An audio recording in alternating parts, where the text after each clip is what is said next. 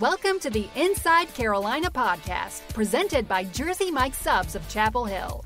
Get 15% off your online order with the promo code HEELS15. Go to jerseymikes.com/order now. You are listening to the Inside Carolina podcast. I'm John Seiglie, joined today by Don Callahan and Buck Sanders, talking UNC football recruiting. So, Don, going to start with you on this one, man. After the whirlwind signing day and then Thursday as well, have you finally been able to get caught up on sleep, or are you operating on nothing but coffee and 5-hour energies at this point? Well, before I get to that, I got to say how much I appreciate that Buck has joined us, blessed us with his presence on this podcast. I always enjoy being on the podcast with Buck, but since he now only does a podcast with me once or twice a year, it makes it even more special. You know, very rare to me. So I don't get invited anymore. I don't know what that's about. I mean, nobody ever says, "Buck, come on the show." You're the big guy. You can make it happen. You could be on every. I don't like to use my sharp elbows, just for any purpose. But to answer your original question, yeah, I mean, I'm all caught up. I mean, I just needed a little bit of sleep yesterday. Took a good little nap yesterday, and because Wednesday was kind of crazy. But and the weeks leading up to Sunday were kind of crazy. But I'm all good, energized, and ready to kind of focus on the home stretch and also the 2020 class, which really is going to start to get a whole lot more attention during the month of January. Yeah, you've already seen some stuff kind of leaking out that Mack Brown and his staff are really trying to target those elite 2020 kids and putting the priority on them. Now, Buck, signing day, I think the biggest news by far was the Sam Howell flip from Florida State to Carolina, and the UNC football coaches put that video out on social media. Looked like they were watching the Inside Carolina feed. Tommy mentioned that in his podcast, and I checked the video. It certainly looks like that. So, talk with us about just the Inside Carolina coverage on signing day, and did it give you a pretty solid measure of pride there to know that the coaches were probably watching something that IC was putting out there for people? Well, I don't know how much I was proud of the fact the coaches were watching the video. And to be fair, even though it looked identical to our feed, there might have been other feeds out there that were watching. So we're not going to claim credit for that. But it did look suspiciously like our feed. But what I was really proud of is Don Callahan. He did a tremendous job, getting that. We had our video guy, John Bauman, go down with him to Charlotte. They got that all set up. Don had to suffer through about 15 minutes of some boring guy talking before they got around to the Howell commitment.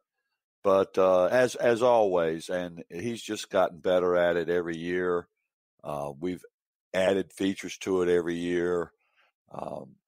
Don just does a tremendous job for us, and I don't want to cram too much sugar down his throat. But you can't get better football recruiting coverage anywhere than you can Inside Carolina. If you're not a premium member on Inside Carolina, what Don does on football recruiting is worth the price of admission on its own. So now that I've made that pitch and bragged on Don a little bit, I think we can move on to talking about the class. And although we can talk about the class, I'm more interested in hearing what might be next for February. But with that said, let's move on.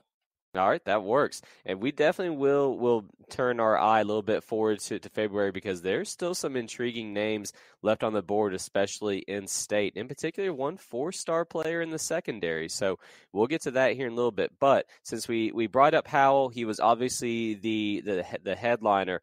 Don, it goes without saying that the landing of Howell was huge for the class. So I don't want to really focus on that so much.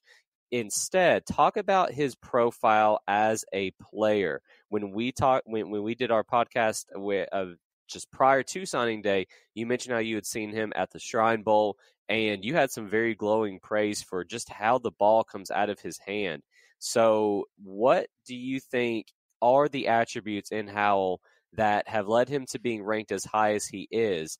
And also, let's talk about how he might compare to the quarterbacks already on campus. And Buck, we'll swing it back over to you after Don gets done, because that's where I think I want to get both of y'all's thoughts on that subject.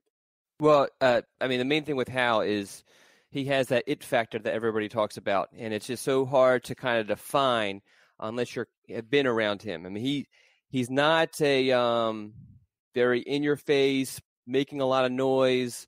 You wouldn't notice him so much because he's not much of a talker, soft-spoken, quiet guy, but he just exudes this presence, this leadership, and you have to kind of be around him and be around him and see him interact with some of the other players to kind of see it, and just when he's talking to a teammate, just how that teammate just sort of responds to it.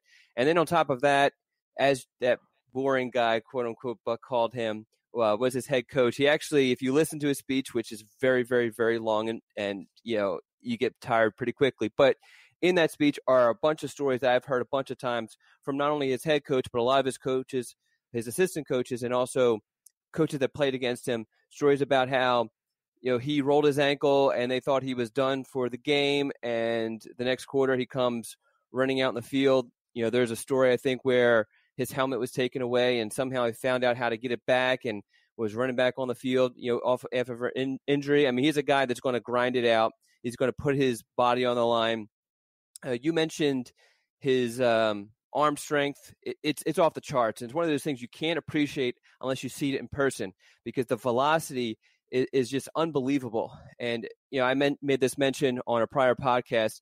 It literally, when you're there and seeing him throw the ball, even in warm-ups, the ball literally hisses like a baseball. When someone's just throwing the crap out of a baseball. I mean, that's how. And he has a baseball background. I mean, he's I believe he's played all 3 years of high school. I'm assuming he'll play. Well, he won't play. He won't be playing this spring because he'll be at North Carolina. But baseball was something that was definitely a passion for him.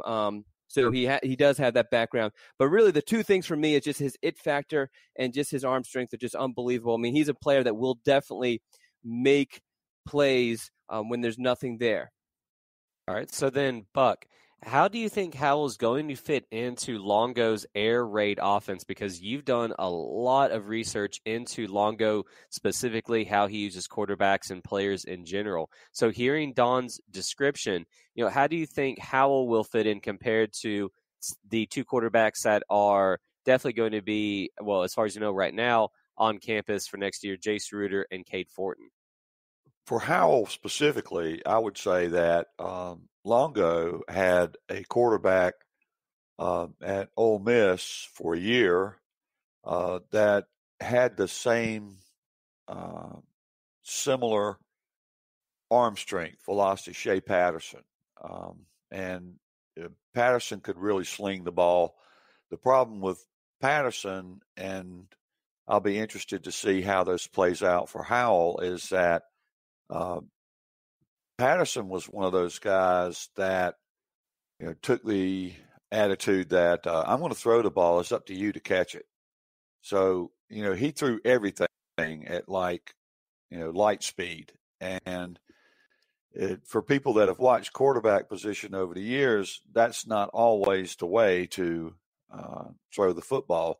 There's touch passes involved. There's improvisation to be considered. And so it'll be interesting to see how Howell plays out in that aspect of it in terms of knowing how to throw that touch pass. You heard maybe Mack Brown talking about how, the quarterbacks that Howell was compared to, and he mentioned Baker Mayfield and he mentioned Brett Favre. And Brett Favre was one of those guys that, the Green Bay receivers would walk around with, braces on their wrists and complaining about how bad their hands hurt because everything that came out of Favre's hands came out at like 110 miles an hour. So that's something to watch and to be interested in. As far as the other quarterbacks on the roster, I think both of them have a fairly good velocity on the football. And that one aspect comes into play as far as quarterbacking, but it's not to be a great quarterback, you've got to have that, but having that alone doesn't make you a great quarterback. So I think it'll be an interesting competition this spring to see those three guys. I think Reuter maybe brings a little bit different, something different to the offense in terms of his ability to run the ball. And one other thing I would say is that at Ole Miss, Longo used a couple of quarterbacks. Now, Patterson had some injury situations, but there were other games where he would insert his backup quarterback who was more of a runner than Patterson on occasion. So I don't think it's out of the question for to see more than one quarterback get series during games, depending on the situation. Another interesting facet to look for this spring and see how that plays out this fall. And I think yeah, go ahead, Don. I have a question for Buck. You knowing the quarterbacks as best or as really anyone, what do you think Hal's chances are of seeing the field significant playing time this coming season? Well, as many people have pointed out, Hal's coming in January, and from that aspect of it, with a new offensive coordinator and a new offensive system, there are some similarities. We're not talking about the difference between running, say, Bush Davis's offense, during his time frame at UNC and Larry Fedora's offense. The differences between Fedora's offense to Longo's offense is not as great as that leap. But still, it's a new offense with some new concepts. And so to an extent, Howell and Reuter and Fortin will all be starting out in the same spot to a degree. Because Reuter and Fortin specifically have familiarity with the personnel that was there last year. They have worked with them in practice. They've worked with them probably in volunteer OTA kind of stuff. So Reuter and Fortin have greater familiarity with the other players on the roster and have probably developed relationships with them. You saw that come into play with Nathan Elliott when he came in 2017. The fact that he had built relationships with the other players on the team played a role, I think, in the limited success or the success, however you want to characterize, he had in 2017. So that's not an insignificant factor. And they also have familiarity in Fedora's offense of going fast. That's something that Longo likes to do. He likes to use tempo a lot. So they've got familiarity with that. I don't know what kind of offense specifically Howell played in. I don't know if it's a hurry up, no huddle, what they did there so much. But Fortin and Reuter already have that, aspect of the offense. And the way they practice. The way they practice is they're going to practice a few things, and they're going to practice those few things a lot. That's how Longo does things. That's how Fedora did things. So I think their ability to adapt to what Longo's doing might be a little ahead of Howell's. And as far as what I've seen from Fortin and Reuter, I think both of them have the arm to make virtually any throw that you want to make. The problem with Elliott was and is that there are some throws that he just wasn't capable of making. And I don't know that that's true of any of the quarterbacks that's on UNC's roster. I think he's got a chance, and I think it's, as always, the most important measurement is going to be the 6 inches between his ears and how that plays out in comparison to Reuter and Fortin. And, with the redshirt rule, if they want to play him for 4 games, they could still play the other 2 and he wouldn't lose a redshirt year. I don't know that he's necessarily a 5-year guy anyway, but if it turned out that way, then at least they would have that option to give him some playing time, against a lesser opponent here or there, wherever they meet one. Well, just real quick, Don, what style of offense did Howell play in? Was it kind of that hurry up tempo based, or was it more of an under center, or was it just a little bit of everything, really? It was very similar to Fedora's offense. And they based it off of a lot of those concepts. His dad's the offensive coordinator, and but he developed this offense, and they actually developed it for Sam while Sam was in middle school, and that's why he was able. Well, one of the reasons why he was able to be a 4-year starter at Sun Valley High School. But his dad definitely based it off of the offense that Fedora brought to North Carolina. All right, interesting. And then, we'll see then how he does translate over to the air raid style. And I think Buck made the point, and I've seen it a couple places now, that really all three guys are going to be entering that spring camp more or less kind of on the same level, and it's very good to have that competition. So that's definitely one to keep an eye on. Now, let's go ahead and talk about the skill position guys, and we'll just lump the running back, wide receivers, and tight ends all into kind of one large group there, because UNC did only sign one tight end, Morales out of Florida, and then one running back, Henderson out of New Jersey. So Don, when you're looking at the skill positions, running back, wide receiver, tight end, who are some of the guys that you really think UNC either got a plus player or maybe got someone that's flying under the radar a little bit? You talked about Justin Olson before. If you want to talk about him again, that's fine. But just in general, who are the guys that you really, really like out of that skill position group? Well, I definitely do like Justin Olson for the reasons I've mentioned multiple times on the podcast. He's a guy who could do everything. Very similar to Anthony Ratliff-Williams in the skill set. Maybe not as fast as him, but yeah, he's a guy that can do just about everything, can play every wide receiver position you need. But I won't talk about him too much because apparently John doesn't want to hear about him anymore. Kamari Morales is the guy I really like, and it's more about, we talked about the it factor with Sam Howell. Kamari has that at the tight end position. I think he's a guy that will be just a Swiss Army knife sort of weapon, where his position will be tight end, but they'll be able to use him in a lot of different ways. If we've talked about him a bunch also. We've actually had him on the podcast where his competitive nature definitely shines through, just in an interview that we had with him.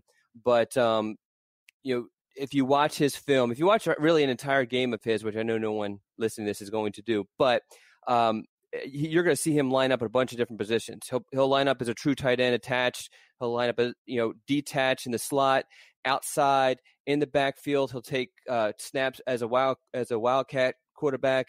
He'll be at fullback, and he'll take the handoff there, particularly in short yardage situations.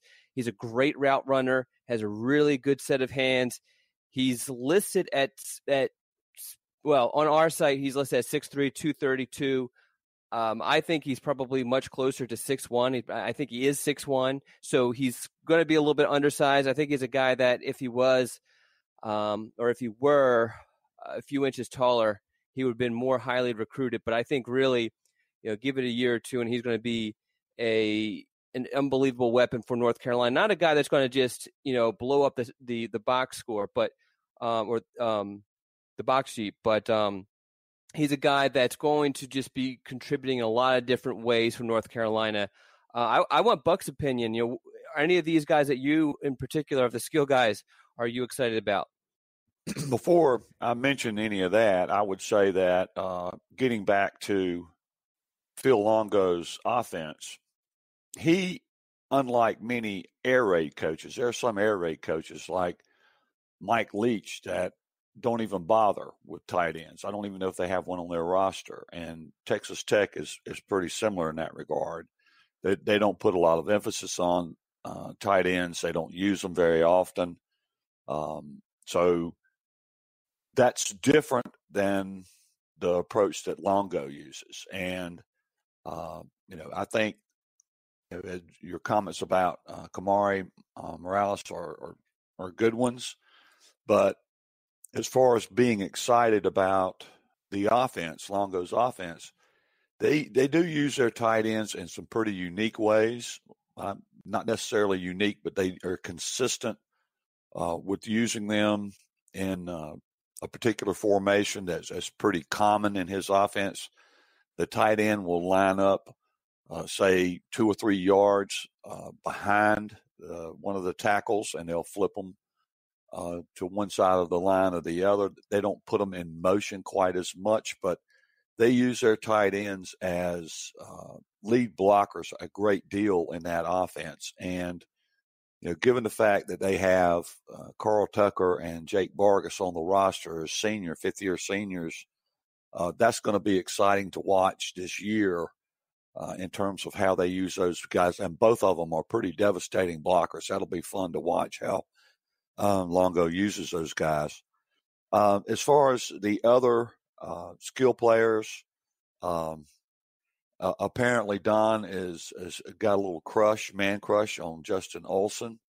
I'll be interested to see how that plays out. He's got a lot of competition on that roster as far as wide receiver guys that are already on the roster.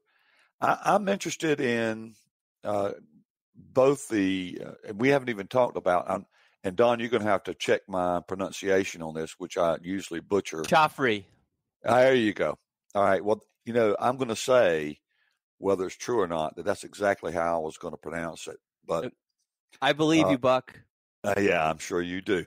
But, he and Emery are interesting, additions to this class. Definitely glad to have them both. I'm really interested, though, in Emery Simmons, mainly because he was just all over the map in his recruitment. That Indiana, then UNC, and then Penn State, and then back to UNC. And I'm certainly glad North Carolina's got him. And I'm interested to see what he will add to the mix at wide receiver. Coffrey, if he's anything like his brother, he seems to be not quite as long. Don, would you say that? Correct. Yeah. But maybe just as much or maybe a little better of a speedster. And that's something that you can definitely use in an air raid offense. So those are two guys I'll be keeping an eye out for. But North Carolina has, as everybody knows, a fairly stocked offensive room, with the wide receivers and especially the running backs and the tight ends. I think a lot of these guys are going to have a much greater impact down the road than immediately next year. And neither Brown or Simmons is not coming in January, is he, Don? He is. Simmons is. He is. But Brown is not. Correct. Okay. Well, it'll be interesting to see how that plays out this spring and what Emery brings to the table. We'll get a look at that, more of a take on that. And then there's Weldon Spotsville again. They one thing about the air raid offense, they like to have plenty of receivers, not just for depth purposes, but they kind of see the ones and the twos as the same group. I mean, they play a lot of players because their goal is to run a lot of plays. If Longo could do it and get away with it, he'd run 100 plays a game. And in that situation, it pays to have a lot of bodies at wide receiver because you're running those guys in and out a lot. So it's that kind of makes me alter my opinion a little bit about how soon they may contribute in this offense, because it's true Longo does like to use a lot of different wide receivers within a game, and much less over the course of a year. All right, Don, before we get your response to that, because I definitely wanted to get that from you, man, let's take a quick commercial break, and when we get right back, we will continue talking our discussion on UNC's 2019 recruiting class and all the guys that signed last Wednesday for the early signing day period. So stay tuned. We'll be right back after this. And we are back with the Inside Carolina podcast. John Seiglie here with Don Callahan and Buck Sanders, still talking about the guys that UNC had signed on Wednesday for the early signing day period. So, Don, what are your thoughts on kind of what Buck had said there about the offense and the players? Just anything that kind of popped into your mind during Buck's talk there? Yeah, I just wanted to add one thing. He mentioned about Emory Simmons kind of jumping around his recruitment. He was committed to Indiana, then committed to North Carolina, then switched to Penn State, then fits back to North Carolina. And then there was I guess you can call it a study that I believe it was Rivals, which I know is our competition, so I shouldn't be really bringing it up. But it was interesting. They went back and looked at all of the recruits who made flips or multiple flips, and just, I guess, tracked how well their careers went in college. And it was amazing by that how much those sort of guys did not succeed, particularly guys who made more than one flip. And it's just something, I mean, obviously it's not like a foolproof study, and it's, something that's, I'm sure the sample size is very small. I couldn't find it when I was trying to Google the actual study for people to kind of look at themselves. But it's definitely something interesting to kind of watch out for, not only with Emory Simmons, but Tristan Miller was committed to Wake Forest and then was committed to NC State and then ended up signing to North Carolina. I joked with him when I came by his school that he should have somewhere in there committed to Duke, so he had the 4 in-state ACC schools locked down at some point. But definitely something to kind of monitor for the next 4 or 5 years. Well, look, Don, since you brought up Tristan Miller, let's go ahead and start talking about the offensive line guys. And, Tristan did highlight that class, the flip from, I guess, not really a flip. He decommitted from State earlier on this month, but did end up selecting the Tar Heels on Wednesday. What type of player is UNC getting in Tristan, and what position do you see him playing along the offensive line? Well, he's, for the reasons I mentioned, and not only just that, there's some other stuff. There's, there was, I guess, there's, I guess, rumors that he either gave up football at one point or strongly considered it. But and there's a couple other things too about maybe his dedication to football. So he, to me, is your typical boom or bust guy because he has all the tools. You watch his film. Film is tremendous. He great footwork, good length, good sized kid, smart kid. Goes to Charlotte Country Day, which is a very challenging academic school. But as far as the mental stuff, you kind of question with the rumors that kind of surround him, and then you look at the fact that he's changed his commitment, or he's been committed to 3 schools at some point or another. I think if he lives up to his potential, he could be an unbelievable left tackle for North Carolina. I really do. He just has all those tools. The other guys, Awesome Richards, not only does he have a great name, but he's another guy who's a little bit of a project. He's probably more of a project than Tristan is because he's only played 1 year of offensive line in high school, and he didn't play against the greatest of competition.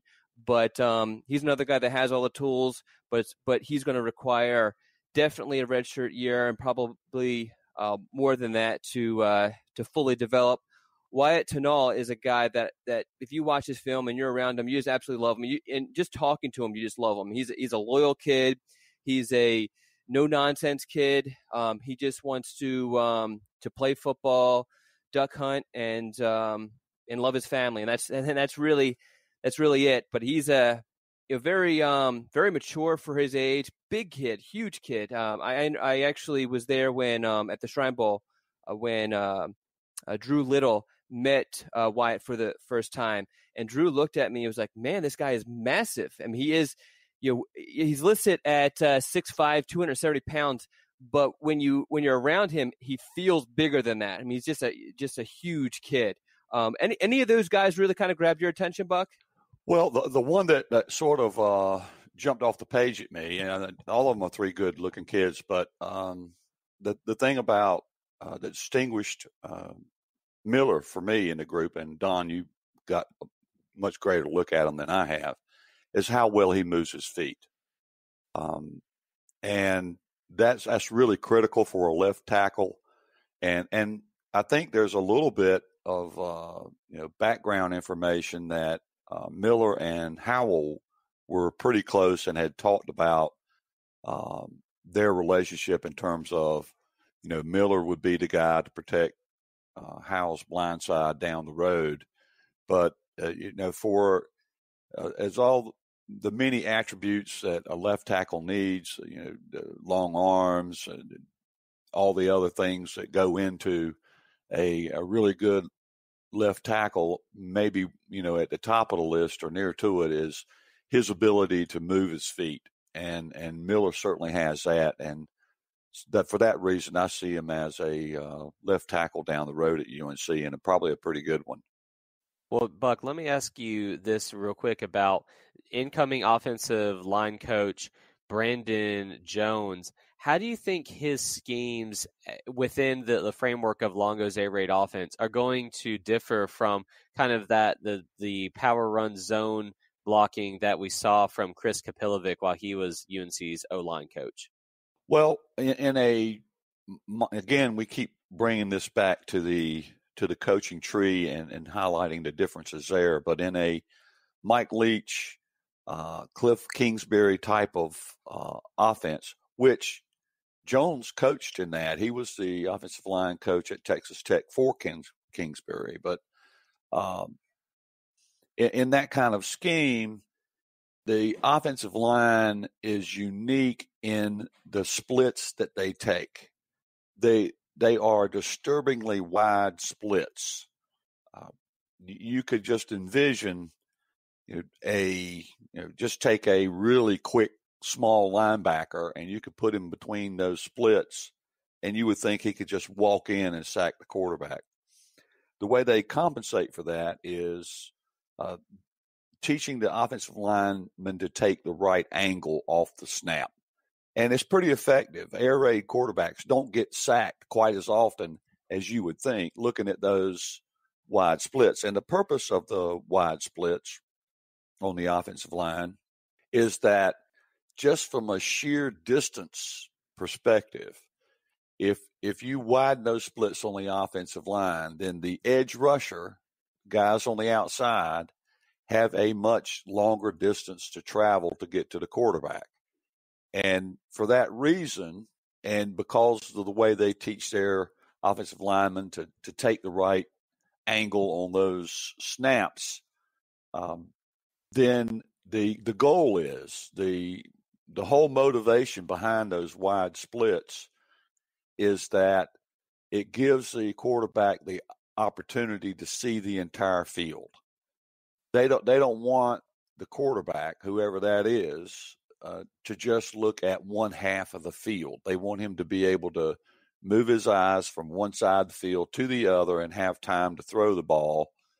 And that's how they try to accomplish that task, by having wide splits on the offensive line. When they go to those wide splits, then those offensive linemen are on an island. They're, one-on-one with defensive linemen in most cases across the board. Their job is to beat the guy in front of them. There's very little pulling or double teaming or any of the inside zone, outside zone stuff we saw with Fedora when they're in those wide splits. The trick is with Longo, that's not the only offensive alignment that they will use. They will tighten those splits up on occasion. They will pull the left guard. They'll pull the left tackle or the right tackle. They'll do some power runs out of in his offense. And similar to what Oklahoma does, and you heard Mack Brown talking about it, that, Lincoln Riley, he came out of the air raid tree. He was at Texas Tech, also came out of that system. And so, and Brandon Jones coached with Lincoln Riley at East Carolina. So he's very familiar with how Lincoln Riley approaches diversifying the air raid offense to an extent. So, the offensive linemen at UNC are going to have to learn a new wrinkle, and that's how to operate, because Longo does use those wide splits on occasion. I mean, he's not married to them and doesn't use them 100% of the time, But there are going to be times when you see UNC line up on the field next year, and you're going to wonder what in the world you're looking at, because you could drive a golf cart between the offensive linemen and not hit either one of them. So it's going to be interesting. They're very diverse in what they do. As Bateman would say, they're multiple, which tells you nothing, but they will, both utilize those very wide splits that Leach and Kingsbury are famous for, and they will tighten those splits up occasionally. So it'll be very similar. If you want to go and look at a Oklahoma game, maybe North Carolina's not quite at that level in terms of talent, but Ole Miss did very similar stuff under Longo and how they approach the offensive line. So it'll be a difference for UNC fans, something to watch and something to get used to once he's on the scene. And so, Don, after hearing that, what are your thoughts on how the three offensive linemen that UNC got in this class will fit in to that, wide splits where being able to take that correct angle, knowing what's going to happen pre-snap, and then just having the athleticism to get there before the defender? How do you see these three guys fitting into what's going to be new demands placed on them? I don't think it's going to be much of a problem because they're all three of them are very mobile offensive linemen, and the thing is that they're going to have at least a redshirt year and probably more than that to adjust. It's not like some of the offensive linemen on North Carolina's roster right now have basically learned to do it a different way the past however many years. Not that I'm saying that they'll have any issue. I'm just saying that these high school kids coming in are starting fresh, and they have developed some habits, but not as much as a college guy. All right, so let's take another quick commercial break. When we get back, let's go ahead and switch over to the defense and start talking about those guys. So we'll be right back after this. And we are back with the Inside Carolina podcast. John Seiglie here talking UNC football with Buck Sanders and Don Callahan. All right, guys, so we've wrapped up the offensive line. Let's talk about the defensive line. And UNC got its guys in that position kind of late in the game. Christian Varner, Kevin Hester gave their verbal commitments just in the week leading up to National Signing Day. And then they did land Tamari Fox early on Wednesday morning. Don, was there any sort of surprise when Tamari Fox did decide to select Chapel Hill as his college destination, or do you think that this one was kind of already done but maybe was being very well kept under the wraps?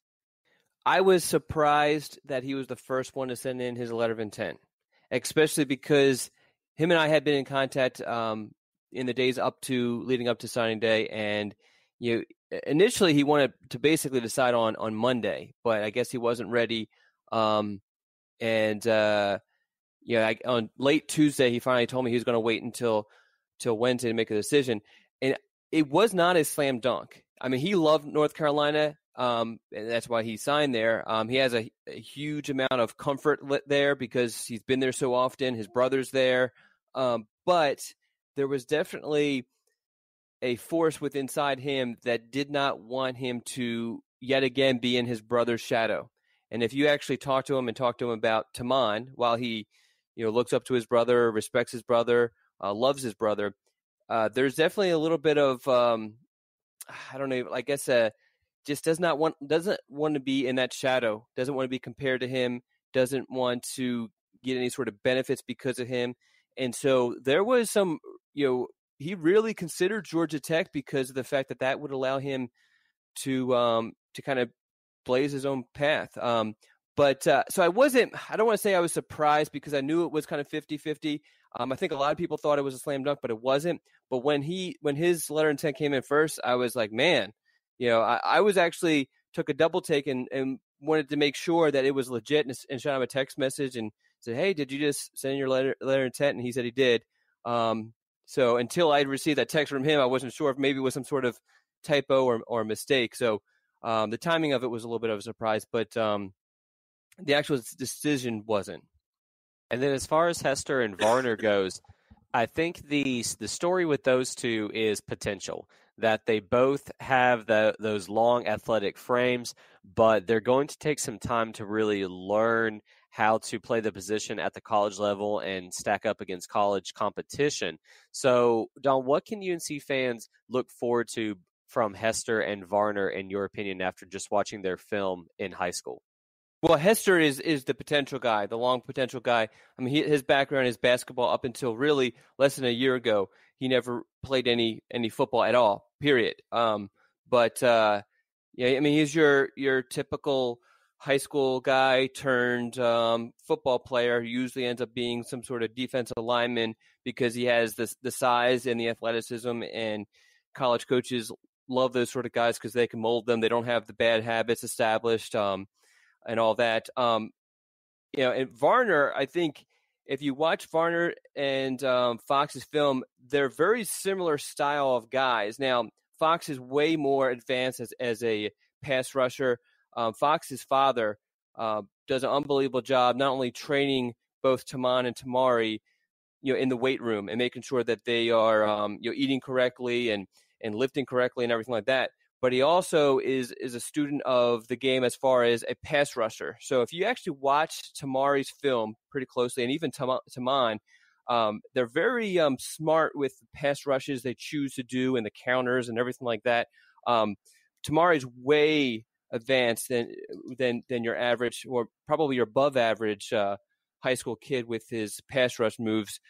Varner is more of a guy who's just his first step is just unbelievable. He's so explosive, and so even though he's a good sized kid, 6'4", 240, but he's able, because he's so agile, he's able to kind of make himself smaller to penetrate gaps and everything like that.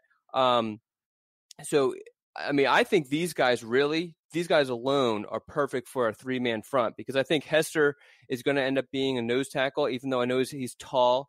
But I just think his wingspan and his potential for growth is going to be a great nose tackle. And Fox and Varner would be great, whatever you want to call them. I've seen people call them ends or tackles in a 3-man front, playing that 5 technique.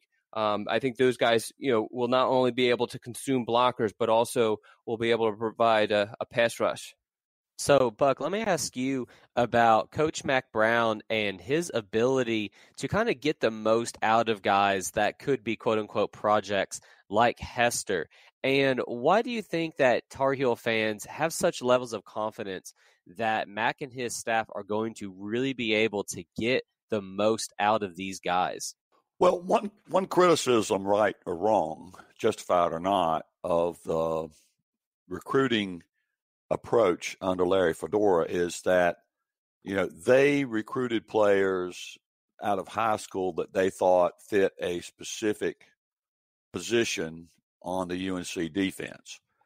And Mack Brown, when he was, now that I don't completely agree with that criticism, because fairly often they would recruit defensive ends and convert them to defensive tackles, in some cases, I thought, too quickly.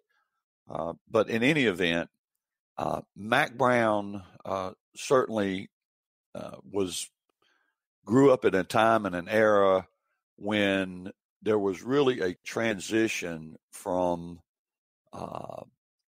sort of the 3 clouds of dust, power football, huge offensive and defensive linemen on both sides of the ball that, were just motor graders, and to a time and an era where, particularly on defense, speed became the watchword. It was all about speed, how fast you could move. And so he kind of came along as a head coach in that era and put those philosophies or approach, however you want to characterize it, into effect at UNC. And quite often you would see players go down a position. By that I mean a cornerback would become a safety would become a linebacker would become a defensive end would become a defensive tackle. Those kinds, and in some cases, defensive linemen will become offensive linemen. So he quite often did that, and with a lot of success. And he was also had a good eye for knowing who and when to change a player's position on the field from offense to defense. Miles Dorn's father, for example, came to UNC as a running back, Torrin Dorn. And first couple of years, he was on the roster as a running back. And then at a certain point, they switched him to the defensive secondary. He went on to have a multi-year career in the NFL as a defensive back, I think at Buffalo or somewhere. So Brown pays attention to and analyzes players not just based on where they are now, but how they might fit in down the road, and often with an emphasis on speed. This guy may be have adequate speed for a corner, but he'd have really good speed for a safety. And this safety might have adequate speed for a safety, but would be a really quick linebacker. He's always, at least since his time at UNC, had a focus on speed on the defense, not necessarily so much, fitting a prototypical size. But Mack is not going to be the only factor in how these players are utilized and plugged into the UNC defense down the road. Jay Bateman has his very well-developed ideas about what he thinks about on defense. And in fact, his system of defense, along with a few others, is classified and is beginning to gain the name of positionless football, where players aren't necessarily their duties, their jobs and responsibilities in a defense don't necessarily come from their position on the field. Everybody's going to rush, everybody's going to cover, everybody's going to spill, everybody's going to do all the things that defensive coaches ask players to do. So it's going to be a new experience for me. I don't know exactly how it's going to play out. It's going to be something that's like going to be a work in progress. We're going to see it develop on the field at UNC, because this is the first time, probably the first time in the nation, where you see someone with Bateman's philosophies and strategies and schemes bring that to a Power 5 program. He's previously done it at Army, which I suppose in some cases is considered a Power 5 program, but obviously they don't recruit at the same level as UNC. So he's going to be bringing in a system that's built for that he built for Army, only he's going to be plugging in UNC athletes in it. So it's something that we don't know how to describe because we've never seen it before. We're going to watch this play out in front of our eyes. So a lot of what we might say now about these players and where they're going to fit in, it is much greater guesswork involved in that than there has been in the past when we were looking at certain players. So just something to keep in mind as we move forward in spring ball. And, Don, Buck talked about the speed there. And turning to the linebacker position, that was a criticism that you saw a lot from Carolina fans, that UNC lacked speed at that linebacker spot. Guys, couldn't really make a play because they'd take a bad angle and couldn't recover in time, or just weren't able to cover running backs or wide receivers or tight ends coming out into the flat. UNC, I think, addressed that pretty well in terms of getting someone who can fly over the football field with Kadri Jackson out of Florida. Now, he was listed as a safety in the database, but you included him with the linebacker spot. So talk to us about why you think Jackson will play linebacker, and how do you think he'll do at that position for Carolina, and especially under new defensive coordinator Bateman? Well, the reason why I list him as a linebacker is because that's what North Carolina recruited him as, both according to Kadri and our sources that are close to North Carolina.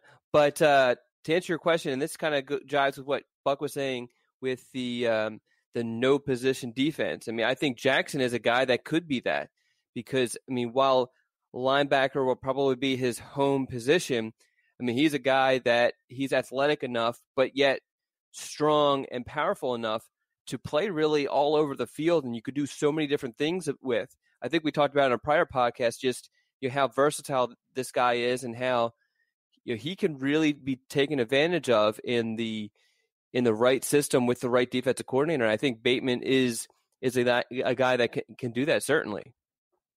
And then do you think that Carolina overall, Don, I mean, they're still in it for Octavius Brothers and Eugene Asante. Do you see Mack Brown and his staff kind of recruiting a different type of player to that linebacker position? Because like Buck said, it was often said that maybe Coach Fedora, and then they just recruited kind of a very narrowly limited type of player. Number one, I guess, touch on that. And then number two, do you see moving forward that the Tar Heel defensive coaches may be taking a different approach than the prior staff did under Larry Fedora? Yeah, I mean, that's going to be the case regardless of what transition you're talking about, and not just with the defensive coordinator or the head coach, but with the position coach. I mean, everyone, they're going to have their fingerprints on their particular position. And I think, now that Tommy Thigpen is coaching linebackers, you're going to see a very similar style of linebacker when Thigpen was at North Carolina the first time, with Quan Sturdivant and Bruce Carter and guys like that. And I think when I bring that up, I'm sure a lot of people who are listening to this got really happy. And I think Quadra Jackson fits that sort of mold as an athletic guy that is definitely not as polished of a linebacker as a lot of other guys on the high school level, but he's a guy that has the tools necessary. And it's up to the coaches to kind of mold those tools to turn him into a linebacker. All right, so let's stick with you, Don, for the cornerback and safety spots, defensive back in general. UNC got three guys, Giovanni Biggers, Storm Duck, and then Obi Egbuna. Out of those three, I know that the staff was very big on Egbuna, so let's start with him. And he had that prior relationship with Dre Bly. So what type of player are the Tar Heels getting in Obi? And what are his characteristics that led to Dre just being such a big-time proponent of his and really pushing for him to get that UNC scholarship offer? Well, I think Egbuna is a guy that's, he's a cover corner, and he's a guy that you can stick on the opponent's best receiver and basically know that he's going to be taken care of. As far as what Dre saw in Obi, I believe, and I haven't spoken to Dre Bly about this, but I believe that Dre saw a little bit of himself in Obi. An undersized kid who has great coverage skills, but now Dre wasn't overlooked, but I'm sure for a lot of his career growing up, and even in the NFL, he was, because of, he's not the tallest guy, he's not a big, tall corner at all. I'm sure, some people kind of didn't give him the benefit of the doubt. He had to always prove himself, and I think that is what Obi is dealing with. I mean, if you look at the situation, he was committed to Richmond for, 6 months before North Carolina. The first FBS school kind of came knocking. Actually, Army did offer him, but first Power 5 school was North Carolina, and really North Carolina didn't come through with an offer until he officially visited the school on the very last weekend prior to signing day, and UNC didn't even offer him until the last moment of that official visit. So there's definitely that chip on the shoulder. He's an undersized guy, but he has the ball skills and the coverage ability. And then, Buck, you have seen Tommy Thigpen and the rest of these defensive coaches, on that side of the ball, probably way more than most people listening to this podcast, certainly more than myself.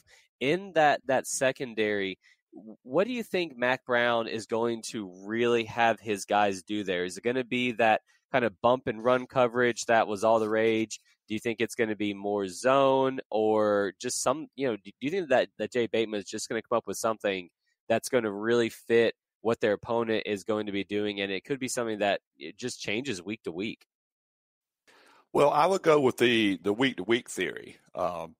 As far as game planning, and, there's some literature out there on the internet if you want to look around for it, but When it comes to Jay Bateman, his game preparation process is just different than from other people. And he's going to game plan for every single opponent. My guess is he's going to do also what his players do best. Now, when Mack Brown was here before, Mack Brown 1.0, he did, very famously tell Carl Torbush that either Torbush was going to have to play a much more aggressive defense. This was after the Sun Bowl in '94. That either Torbush had to develop a much more aggressive scheme, which would probably involve putting his corners on an island, or Torbush was going to have to look for another job. And it was after that they didn't have a great season in '95, but in '96 the demands that Brown had for a very aggressive defense paid dividends. In '96 and '97, UNC had one of the best defenses in the nation both years. And back to the conversation about Dre Bly and Obi, Dre Bly wasn't necessarily overlooked in terms of recruiting services, but there was a cornerback that was brought in the same class as Dre Bly, named Robert Williams. And Robert Williams was a much more highly touted guy. Dre Bly probably felt like he lived in his shadow a little bit. They redshirted Dre Bly, and Robert Williams played as a true freshman. I think he started the last 6 games of his freshman year. And after the Gator Bowl in '97, Robert Williams turned pro, and Dre Bly was back with the team. So, I mean, there might be a little bit of something in that in terms of Dre Bly's underdog mentality a little bit, because of, essentially he was not the highest ranked. It's hard to believe that a Pro Bowler was not the highest ranked cornerback in that class that Mack Brown brought in. But anyway, I just thought like that's an anecdote I would throw in terms of maybe shedding some insight into Dre Bly's mentality when it comes to Obi. And then let's turn back to Storm Duck and Giovanni Biggers, Don. Giovanni was someone that we interviewed. He comes across as a very, very smart kid.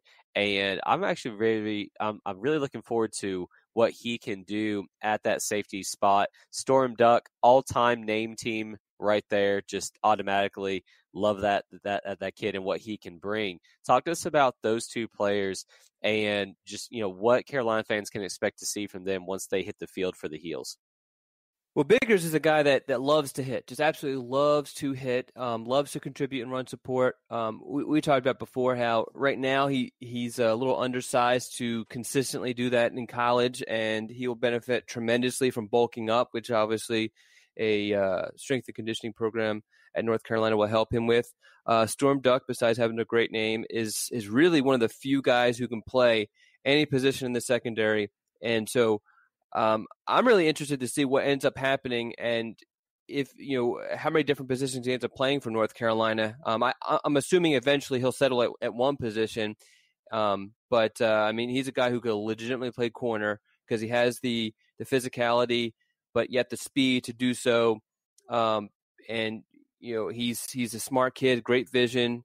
Definitely enjoys hitting, so safety is going to be a good position for him. Has the range, so he could play a free safety.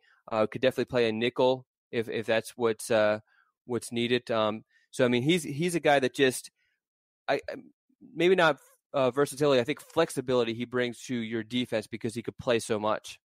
All right, let's turn now to the specialist spot. Don's favorite guys on the entire football field. And let's go ahead and start with I would call it your crush in this class, Don, Drew Little, but it is for very good reason. Drew is absolutely elite at his position. And it's one of those things that a lot of people, they don't think he's just a long snapper. What is that really going to matter? But it can swing football games. What are the Tar Heels getting in Drew, and just what kind of guy is he overall? I mean, the thing with Drew is he's a guy who I believe this is going to be the last time that we're talking about him because for the next 4 years, he's going to snap for North Carolina, and there's not going to be any sort of issues whatsoever. He's going to do his job. No one's going to know about it. And we might go back and say, hey, how did Drew Little end up playing during his career? And, we can look back and see there was no issues with the snaps. But the thing that impresses me most about him is he's a kid who wanted to play for North Carolina so bad. Him and his parents knew, given his genetics and, just how he was developing, the odds of him playing a linebacker, which is what he plays in high school and was a conference defensive player of the year at the position, or any other position, were very, very, very, very unlikely. So what did they do? They found the position of long snapper and just worked his butt off for a very, very, very long time. And, I've learned so much about the long snapper position in the past 2 years of covering him. It's just amazing just how much of a science it really is, and how much it really is kind of almost like a pitcher with, resting your arm and all that sort of stuff. I think he's a guy he's going to work his butt off. You don't have to worry about him, not doing what he's supposed to do. But again, he's a guy that we're probably not going to hear about for the next 4 years. Well, and like you said, that's actually going to be a good thing. Buck, about that long snapper position, how many games have you seen that have been decided by just a bad snap, and especially if the conditions are bad? And it turns out that maybe there actually is a lot of truth in the sense that you want to have those specialist guys on actual scholarship where they can just hone their craft and be really, really good at it. I haven't looked at it in a while, but I'm fairly confident that virtually every NFL team has a deep snapper on their roster. One of those 55 spots, or however many there are, I think it's 55. 53 goes to a long snapper. And, there are people that make their living doing that at, the NFL professional level. So that tells you right there how important it is. If, it doesn't matter how good your punter or your field goal specialist is, if you can't get the ball back to them, you're done. So that's why the NFL, pays those guys to be, and that's virtually all they do. It's not just an offensive lineman or the center snapping the ball. In most cases, I think it's a designated deep snapper. So, I think that speaks to how important it is. And, if you've got somebody who never gets his number called or never gets the spotlight on him for 4 years while he's there, that's a win. And just like Don said, nobody will ever know his name because unless, in that spot, unless you mess up, nobody's ever going to hear your name. And then let's talk about Ben Kiernan, the other specialist, the punter. This kid has one of the granted, I don't watch a whole lot of specialist stuff, but his leg has got to be up there in terms of just being able to absolutely boom punts. Don, what is that kind of just obviously it's the most important thing for Ben, given that he's a punter. But just talk to us about what you saw from his film and how he compares to other guys who you have seen in that punter role coming in from high school in the past. Well, I think the thing that separates him from other guys I've seen is just not only does he have a strong leg, because there's a lot of guys that end up having strong legs, but he's a guy that is also very can be accurate when needed. So he has the ability to flip the field when your team is backed up pretty far, but he also, when you're at midfield-ish and you need to pin your opponent deep into their own zone, he's a guy that has been proven to have the accuracy to hit those corner kicks. We talked about, I think a few podcasts ago about just his numbers. He averaged 45.8 yards per punt, which is tremendous for a high school kid, especially when you consider the fact that he placed 23 of his 39 punts inside the 20. So you gotta think that some of those punts might not have been power punts. They were more of trying to maybe like a 30-something yard, or maybe even, less than that yard punt where he's just trying to pin the opponent, inside the 10, inside the 5. And so that obviously goes against his punting average. But still he was able to maintain a punting average of over 45 yards per attempt. The other thing too, and we've talked about this, is just he's super competitive, unbelievably competitive. Just talking to him, especially when you're talking to him about other punters, he doesn't want to hear anything about how good someone else is or if they're better than him. He feels like he's truly the best punter. I know it's very strange to think about that when you're talking about a punter or a kicker or a long snapper, but he definitely has that mentality. And I think some of that is his background is in rugby. He was born in Dublin, Ireland, which is actually where he signed his letter of intent the other day. So I think it's a little bit different of a upbringing than some of the other punters in the United States. Well, I always remember that the punter for LSU who was from Australia, and he had that big national highlight where he just completely wiped out a kid on a punt return. Do you see possibly Ben is having that kind of streak in him, Don, where he's not going to be afraid where if a return is coming right at him, he's actually going to try to lay the lumber and just take that guy out? I don't know, because he isn't the biggest kid. He's listed as 6 foot, 205 pounds.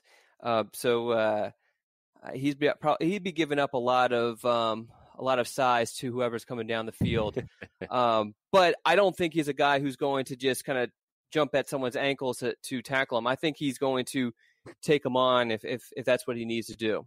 All right, gotcha. Well, hey, let's take one last commercial break, and when we get back, let's go ahead and start looking forward to the February signing day, because like we alluded to back in the very beginning of this podcast, there are still some names available for the Heels. So let's talk about that in just a minute. We'll be right back. And we are back with the Inside Carolina podcast, going ahead and wrap up the discussion about recruiting and last Wednesday's National Signing Day. So, Don, looking ahead to the 2019 signing day in February, the last chance for kids for this class to commit to schools. I mentioned a defensive back who I think is still very much possibly in the running for the Heels, and that is Harris. He is the 4-star guy who is currently committed to Tennessee. His name has been popping up a lot. He did not sign with Tennessee during this open window. Do you think that he is a serious target by the Tar Heel staff at this time? From everything I've heard, that UNC definitely plans on recruiting Harris after the holidays for sure.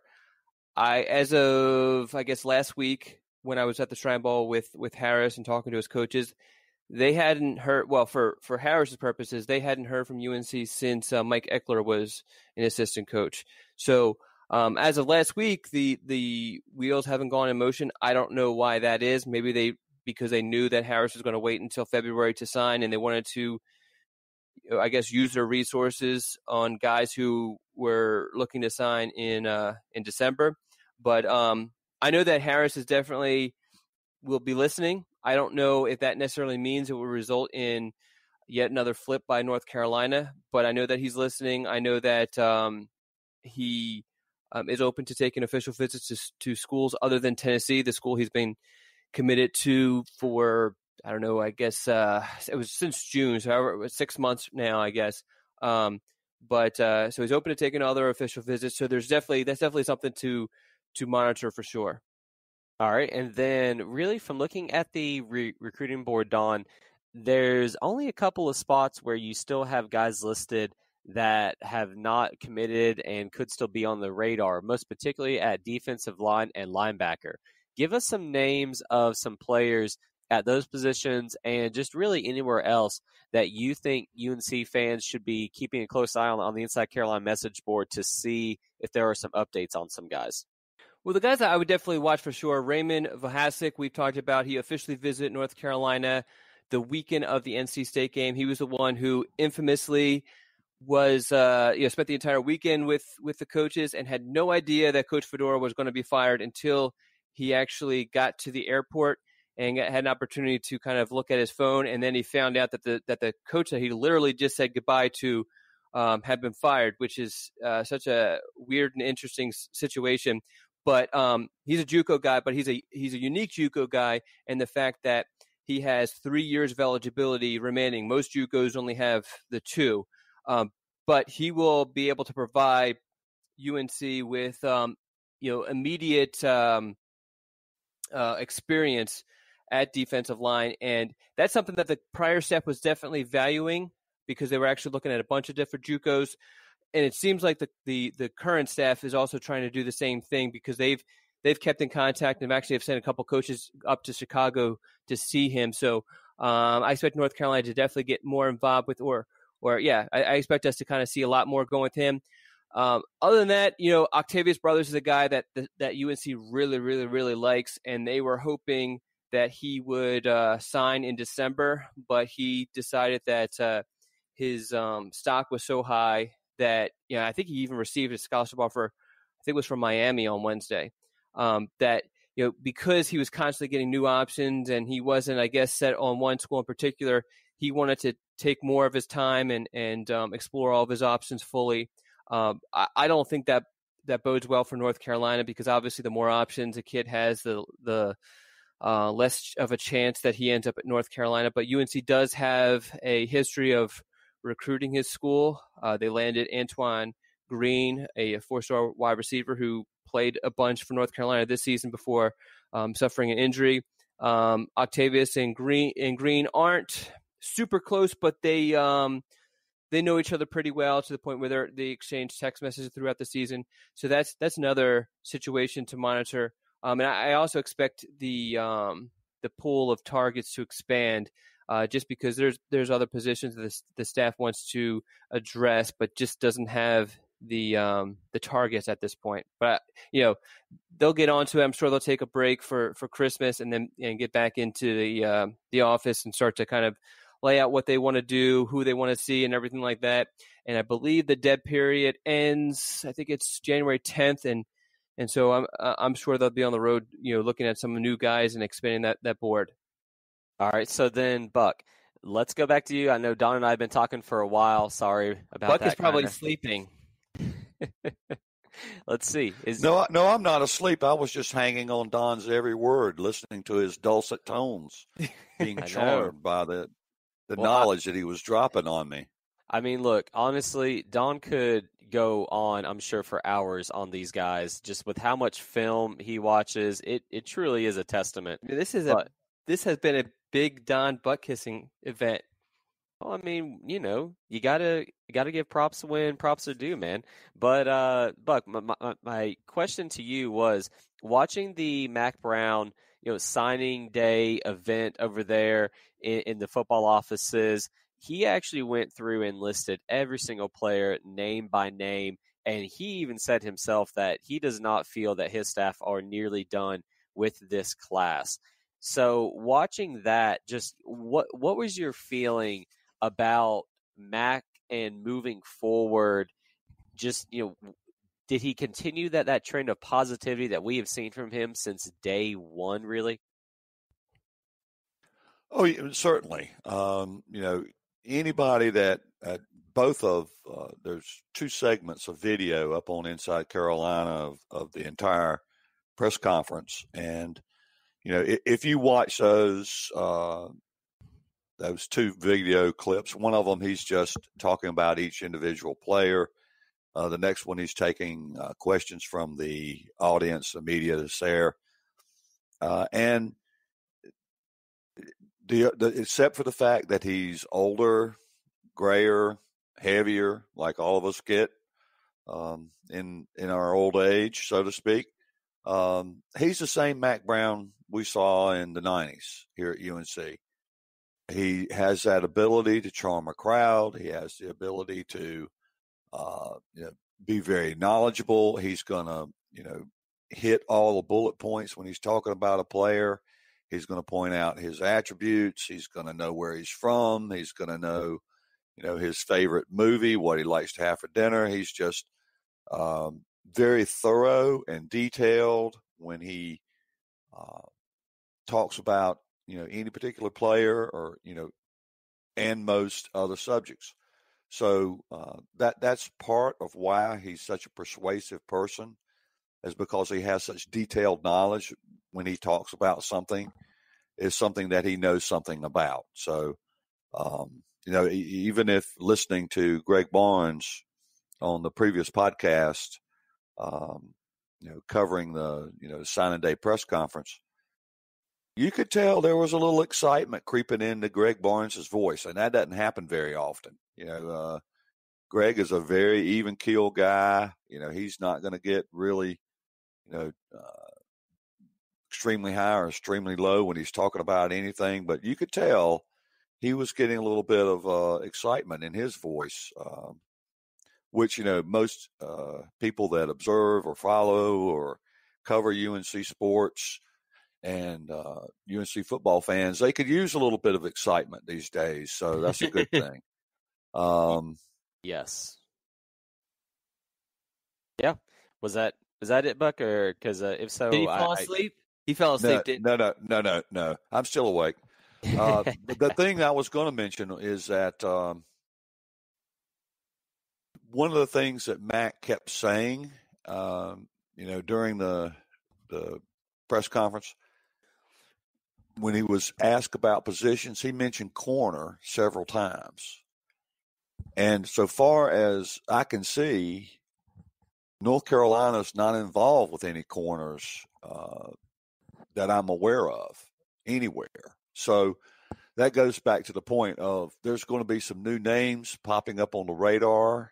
I think that there's going to be, and even when under Larry Fedora, you get closer to signing day, a lot of times they would try to wrap up everything long before, and they did a year or two, I think. But typically, some name that just comes out of left field is going to show up on North Carolina's radar, and I kind of expect that to happen a great deal for this signing day. Now, I think they only got like 6 spots left they can sign, but I expect to see some names, show up on the radar that have previously not been associated with North Carolina. Lonnie Galloway is known as a very active recruiter in the state of North Carolina and elsewhere. It wouldn't surprise me for him to have contact with somebody that didn't sign in December that might be looking for a home. And so I expect to hear some new names for these last remaining 6 spots. Don mentioned a couple of names, but outside of that, we don't really know, and we'll be waiting to find out who they have on their radar and what their odds are with them. So stay tuned. There's going to be more to come on the recruiting front for this class. Oh, absolutely. Don, let's go ahead and wrap this thing up with getting your overall thoughts on how Coach Brown did signing what ended up being a top 30 or top 40 class. I think last time it was 37. I think it got as high as 34 at one point, and then some other schools got some kids that pushed UNC down a little bit. But considering that the class was in the 80s a few short weeks ago, how good of a job did Coach Brown do overall, getting some flips, signing these kids, and really making the best out of what was a bleak situation when he first took the job? Well, just to answer your question, that North Carolina is ranked 39 right now. But, okay. Yeah, so, I mean, you have to be impressed considering where they started with and considering the limited time they had to recruit guys. They had basically 3 weeks to land guys. Yeah, I mean, you have to be impressed by some of the moves that were made considering the circumstances. You can't look at it any other way but in a positive way, because really it was going to be impossible for him to put this into like a top 25 class just based off of where they were at when he became head coach. But to move it all the way up into the 30s is even if it's temporary, is still impressive. And then, Buck, go ahead and take us home by giving us your thoughts on Mack Brown and his ability to still sell ice to an Eskimo, even in the modern era. Do you think that this class kind of is going to quiet the doubters that were still unsure if Mack would be able to relate to the kind of the new generation of players that you see in college football? Well, coming down the stretch, you think about sort of the high headline issues, headline topics involved with Mack Brown down the stretch. They flipped Emory Simmons. They signed Tamari Fox. They flipped Tristan Miller, and they flipped Sam Howell. And you put all those together, that's a pretty impressive finish. And those aren't the only players they got down the stretch, but in each of those cases, they had to fight off some really solid competition for those guys. And in one case, they flipped them from, an in-state rival. Another case, they flipped it from Florida State. So very interesting that those four guys, I would say, are a strong indication that when it comes to recruiting, Mack Brown's still Mack Brown. He's might look a little different and has a lot more experience, which in some cases might actually be a talking point, a good point, rather than, he's 67. But he's still got it in terms of, being a good closer, someone who can identify players that, can be helpful to a football team and persuade them and their families that he's going to bring them to North Carolina and take care of them. And he has that ability. So that's a strong indication. I think there'll be some surprises as we head into the February signing date. And I would expect the 2020 class, which I think, Don, in North Carolina is a pretty good class. I expect that to be a very good year for UNC football recruiting. And I look forward to following it, with Don and the rest of the Inside Carolina staff and everybody else. So with Don Callahan leading the way, Inside Carolina will continue to have the best football recruiting news for Tar Heels. Here we go. We're not done with kissing Don's butt. Not done. Had to get a couple more in. Well, I'm going to go ahead and let this one go. But, Buck, Don, I know that you guys just have that affinity for each other. So I'm going to let you guys say your goodbyes first before I officially end this. Well, I'd rather do it in person. Be honest with you, I get too mushy, Buck's gonna come over for Christmas Day. Ooh, yeah, there you go. I was gonna say, what's the is Buck gonna have his own present under the tree, Don? Buck is gonna be the present underneath the tree. Even better. We'll go ahead and wrap this one up then. Buck, Don, thank you guys as always. Thanks, John. Thanks, Buck. Yeah, thanks, Don. Thanks, John. Good night, John boy. Thanks for listening to the Inside Carolina podcast, presented by Jersey Mike Subs of Chapel Hill. Get 15% off your online order with the promo code HEELS15. Go to jerseymikes.com/order now.